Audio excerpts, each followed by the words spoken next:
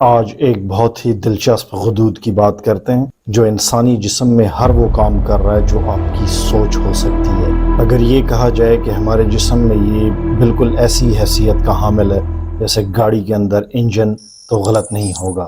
Engine کس sense میں بولا؟ میٹابولزم کے سینس میں بولا، جسم کے اندر پیدا ہونے والی توانائی کے کانٹیکسٹ میں بولا۔ انجن گاڑی کے اندر ہر کی توانائی پیدا کرنے کے لیے ایندھن کو بروئے کار لاتا ہے۔ بینی تھائرائیڈ گلینڈ ہمارے اس جسم کے ڈھانچے، اس 5-6 فٹ کے بت کو اور اس کے ہر پرزے کو حرکت دینے میں اہم کردار ادا کرتا ہے۔ اگر اس انجن کی، اس تھائرائیڈ گلینڈ کی پرفارمنس سلو ہو جائے تو ہماری باڈی سلو ہو جائے گی، اور ایسی کنڈیشن کو ہائپو تھائرائیڈ کہتے ہیں۔ یعنی ہمارا یہ گلینڈ جو کہ گردن کے اس حصے میں پایا جاتا ہے، اس کی کارکردگی سلو ہو گئی ہے۔ اگر اس انجن کی کارکردگی مقررہ حد سے تجاوز کر جائے، اوور سپیڈنگ کرنے لگے، گاڑی برق رفتاری سے دوڑنے لگے، آؤٹ آف کنٹرول ہونے لگے، تو یہ ہائپر تھائرائیڈ سٹیٹ ہوگی۔ یعنی یہ غدود ہمارے اب ہارمون زیادہ بنانے لگ گئے ہیں جس کی ضرورت نہیں تھی، لیکن یہ زیادہ پروڈیوس ہو رہے ہیں۔ ایسی کنڈیشن میں گاڑی بے قابو ہو سکتی ہے۔ یوں سمجھیں جیسے ایک ہائی وے کے اوپر گاڑی کو چوتھے یا 5ویں گیئر میں دوڑایا جا رہا ہے۔ ہائپو تھائرائیڈ کو یوں سمجھ لیں کہ اسی ہائی وے پہ اسی گاڑی کو پہلے گیئر میں چلایا جا رہا ہے، تو کہاں پہلے گیئر کی رفتار اور کہاں چوتھے اور 5ویں گیئر کی رفتار۔ اس لیے ہائپو تھائرائیڈ کا مریض بالکل ایسے ہے جیسے کچھوے کی رفتار سے گاڑی دوڑ رہی ہے، پہلے گیئر میں پھنس کے رہ گئی ہے، رفتار نہیں پکڑ رہی۔ جبکہ ہائپر تھائرائیڈ کی مثال ایسے لے لیں کہ ایک 800 یا 1000 سی سی کی گاڑی ہے اور ہائی وے پہ اس کو 120 سے 150 یا اس سے اوپر کی سپیڈ میں دوڑایا جا رہا ہے۔ یعنی انجن کی جو کیپیسٹی تھی، جو اس کی ہارس پاور تھی، اس سے کہیں اوپر جا کے اس کو بوجھ کا سامنا ہے، اور ظاہر ہے انسانی جسم کو اس کی اہلیت سے بڑھ کر پرفارم کرایا جائے تو نقصان ہوگا، ایکسیڈنٹ ہوگا۔ تو یہ تھی اوورآل صورتحال۔ اب اس گلینڈ کے فنکشنز پہ آتے ہیں، اب آپ کو آسانی سے سمجھ میں آئیں گے۔ تو 1 بائی 1 دیکھتے ہیں۔ اگر آپ یہاں دیکھیں ہر خلیے پر اگر اس کا اثر ہم دیکھیں کہ یہ ہارمون ہر خلیے پر کیسے اثر انداز ہوتا، تو وہ یہ ہے کہ یہ ہارمون ہر سیل کے اندر پروٹین بناتا ہے، ہر سیل کی میٹابولزم کو تیز کرتا ہے۔ تو اس لیے جب میٹابولزم بہت تیز ہو جائے گی، حد سے زیادہ بڑھ جائے گی، تو ایسے شخص کا وزن گرنے لگے گا، ویٹ لاس ہوگا اسے۔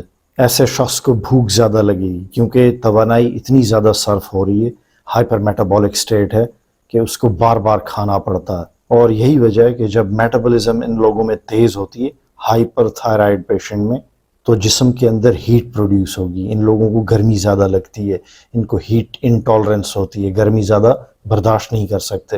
اور اگر ہائپو تھائرائیڈ ہوگا، یہ ہارمون کم بن رہے ہوں گے، T3 اور T4 آگے جا کے میں آپ کو بتاؤں گا، یہاں سے گلینڈ ہے، تھائرائیڈ گلینڈ، یہاں سے نکلتے ہیں، T3 اور T4 ان کا نام ہے۔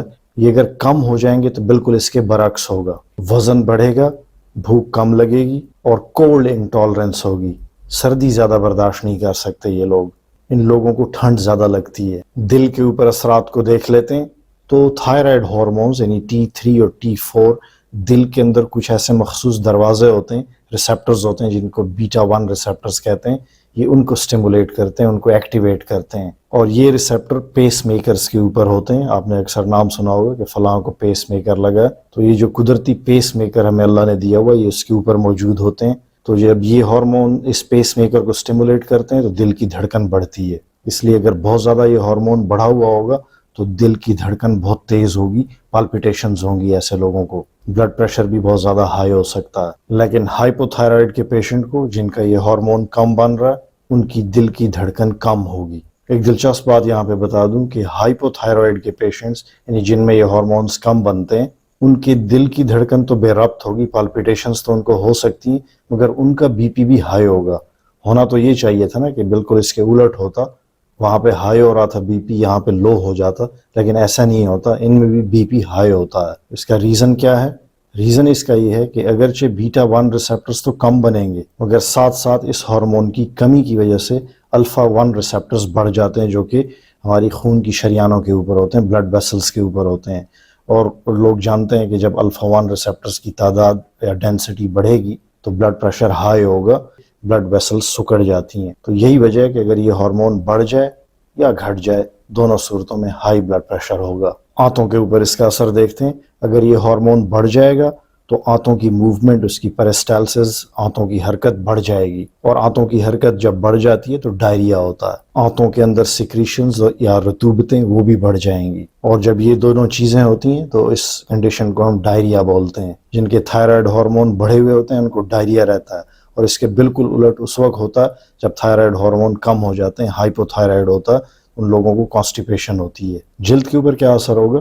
تو اگر اس ہارمون کی ایکٹیویٹی، اس کی سیکریشن بڑھ گئی ہے، ہائپر تھائرائیڈ ہے، تو بلڈ فلو بڑھے گی، سکن کے اوپر گرمی بڑھے گی، جلد کے اوپر پسینہ زیادہ آئے گا، سکن سے آئلی سیکریشن زیادہ نکلیں گی، سکن ہر وقت گیلی گیلی اور تر محسوس ہوگی، جلد پر بال تیزی سے گرو کریں گے، ناخن تیزی سے بڑھیں گے، اور اگر یہ ہارمون کم ہو جائے تو ان سب کا الٹ ہوگا۔ سکن کھردری، رف محسوس ہوگی، ڈرائی محسوس ہوگی، بال کھردرے ہو جائیں گے، بال گریں گے، ناخن کمزور ہوں گے، ٹوٹیں گے۔ یہ ہارمون دماغی صحت کے لیے بھی بہت ضروری ہے۔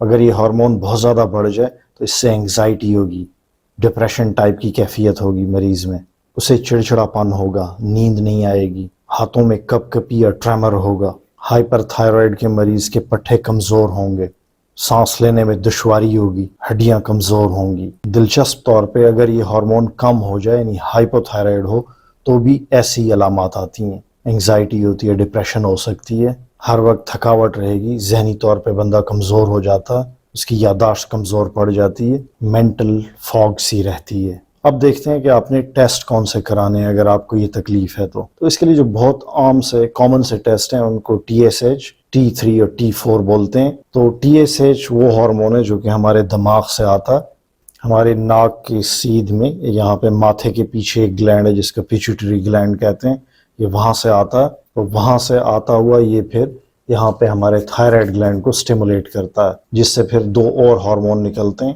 T3 اور T4، جو تھائرائیڈ ہارمون کہلاتے ہیں۔ تو دماغ سے یا پیچوٹری سے آنے والے TSH کو آپ ایک وسل سمجھیں یا سیٹی سمجھیں۔ یہ سیٹی جب یہاں سے بجتی ہے تو ان گلینڈز کو ہدایات جاتی ہیں کہ آپ T3 اور T4 بنانا شروع کر دیں۔ اگر یہاں سے یہ سیٹی بند ہو جائے یا اس کا وقفہ بڑھ جائے تو T3 اور T4 بننے کی رفتار سلو ہو جاتی ہے۔ اگر کسی کا تھائرائیڈ گلینڈ سلو ہو جائے، ہائپو تھائرائیڈ ہو جائے، تو یہاں سے یہ سیٹی بڑھا دی جاتی ہے، کیونکہ یہاں پہ دماغ میں یہ فیل ہوتا ہے، پیچوٹری کو یہ فیل ہوتا ہے کہ شاید یہ اپنا فنکشن پورا نہیں کرے تو زیادہ سیٹیاں بجاؤں تاکہ یہ جلدی جلدی اپنا کام کریں، کیونکہ پیچوٹری کو یا TSH کو یہ لگ رہا ہوتا ہے کہ یہ گلینڈ سو چکا ہے، اس کو نیند آئی ہوئی ہے، اس کو جگانا پڑے گا۔ اس طرح اگر کسی کا یہ گلینڈ اوور ایکٹیو ہو جائے، ہائپر تھائرائیڈ سٹیٹ ہو، T3 اور T4 زیادہ بن رہے ہوں، تو TSH کا سگنل، یہ سیٹی سلو پڑ جائے گی، کیونکہ اس کو پتہ ہے کہ آلریڈی یہ اتنی زیادہ سپیڈ سے بنا رہا ہے تو زیادہ سیٹیاں مارنے کی ضرورت نہیں ہے، کیونکہ یہ ایسا نہ ہو کہ بالکل پاگل ہی ہو جائے۔ تو روٹین میں جو ٹیسٹ کرائے جاتے ہیں وہ TSH، T3 اور T4 ہیں، یہ میں نے بتا دیا۔ ان سب کا اپنی نارمل رینج میں ہونا ضروری ہے۔ اب میں تھائرائیڈ کے کچھ اور ٹیسٹوں کے نام آپ کو بتاتا ہوں، اس کو کمپلیٹ تھائرائیڈ پروفائل کہتے ہیں۔ تھوڑا سا ریپیٹ کروں گا، یہاں سے جو TSH آ رہا ہے اس کو چیک کرنا ہے، یہاں سے T3 اور T4 بن رہا ہے اس کو چیک کرنا ہے۔ یہ 3 بیسک ٹیسٹ ہو گئے، اور چوتھا ٹیسٹ ہے تھائرائیڈ اینٹی باڈیز ٹیسٹ، جس کے اندر ہم تھائرائیڈ پراکسیڈیز اینٹی باڈیز اور تھائروگلوبولن اینٹی باڈیز چیک کرتے ہیں، اور ان ٹیسٹ کو کرانے سے یہ پتہ چلتا ہے کہ پیشنٹ کو کہیں ہاشیموتوز ڈیزیز یا گریوز ڈیزیز تو نہیں ہے۔ تھائرائیڈ گلینڈ کا الٹرا ساؤنڈ بھی کیا جاتا ہے، اسکین ہوتا ہے، اس کے اندر یہ پتہ چلتا ہے کہ تھائرائیڈ گلینڈ کے اندر کہیں گھلٹیاں تو نہیں بن گئی، نوڈیولز تو نہیں بن گئے، جس سے یہ پتہ چل سکتا ہے کہ پیشنٹ کو کہیں گوئٹر تو نہیں ہوا۔